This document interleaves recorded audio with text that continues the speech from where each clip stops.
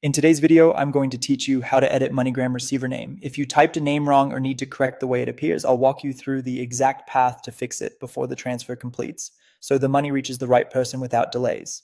First, make sure the transfer is still pending. You can only make changes while the transaction hasn't been completed or picked up. If it already shows as completed, the edit option won't be available. In that case, check the status details because you may need to cancel and resend instead, depending on your region and the transfer type. Next, open the MoneyGram app and sign into your account. Give it a moment to load your dashboard and confirm you're connected to the internet to avoid timeouts while you make the update. From the main screen, go to your transactions. Look for sections labeled Recent Transactions or Pending Transfers. This is where MoneyGram lists everything that's in progress.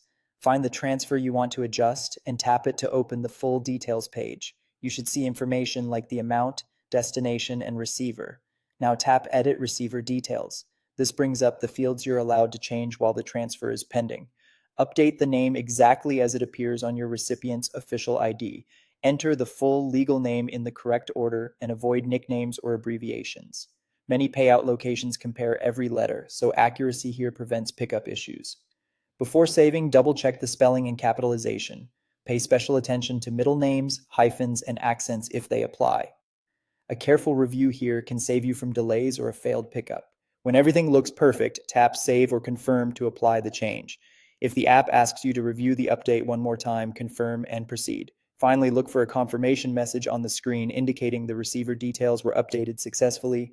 You can also return to the transaction details to verify the corrected name appears the way you expect.